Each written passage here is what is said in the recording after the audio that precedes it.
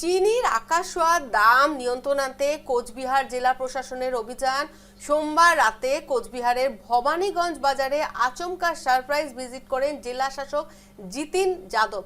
তার সঙ্গে ছিলেন সদর মহকুমা শাসক সহ জেলা প্রশাসন ও পুলিশের উচ্চ পদস্থ কর্তারা। সূত্রের খবর, বাজারে পাইকারি দরে চিনি প্রতি কেজি 47 থেকে 48 টাকা হলেও খুচরো বাজারে তা এক লাফে বেড়ে 63 টাকা পর্যন্ত পৌঁছেছে। গত 2 মাসে চিনির এই অস্বাভাবিক দাম বৃদ্ধির ফলে সাধারণ মানুষের নাভিশ্বাস উঠেছে।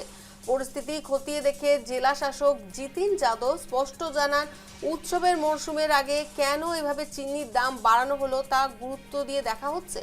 কোনো অসাধু ব্যবসায়ী কৃত্রিম অভাব তৈরির উদ্দেশ্যে চিনি মজুত করে কালো বাজারি করছে কিনা সে ব্যাপারে বড় তদন্ত শুরু হয়েছে। দোষীদের বিরুদ্ধে কঠোর আইনি ব্যবস্থা নেওয়া হবে। চিনির আকাশছোঁয়া দাম নিয়ন্ত্রণে কোচবিহার জেলা প্রশাসনের অভিযান। ভবানীগঞ্জ বাজারে জেলাশাসক জিতিন যাদবের সারপ্রাইজ ভিজিট। খুচরো বাজারে প্রতি কেজি চিনির দাম এক লাফে বেড়ে 63 টাকা। চিনির অস্বাভাবিক দাম বৃদ্ধিতে সাধারণ মানুষের নাভিশ্বাস। উৎসবের আগে চিনির দাম বৃদ্ধির কারণ খতিয়ে দেখছেন প্রশাসন। চিনি মজুত ও কালো বাজারি রুখতে কড়া তদন্তের নির্দেশ।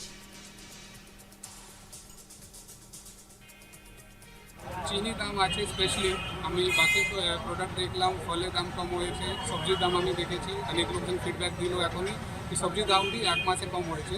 তো যে আমাদের চিনি আছে, সুগার, ওই দাম আমাদের বেড়েছে। তো এই দোকানদার আমাদের যে হোলসেল যে আমাদের দোকানদার আছে তাদের সঙ্গে কথা বলার আমরা বুঝেছি, আমরা নিজেই ডকুমেন্ট শেয়ার করেছি, তারা আগের থেকে যে কিনছে আমাদের লাস্ট 2 সপ্তাহে বেশিরভাগই ইনক্রিজ হলো। এখনই যে আমি রেট দেখলাম, জুলাই শেষ দিকে আপনার রেট ছিল 47-48 রুপিস, তারপরে আগস্ট 10-11 তারিখের কাছাকাছি আপনার রেট ছিল 51-52, আর এখনই ওই রেট বেড়ে 63 হয়ে গেছে। তো এটাই আমরা বোঝার জন্য, ওর এটা আমরা ইন্সপেকশন করছি কি কোথায় আমাদের জেলাতে হোর্ডিং না হয়, কেউ ইলিগাল স্টক রাখে তাদেরকে আমরা নিয়মানুসার পানিশ করবো আর অ্যাকশন নেব।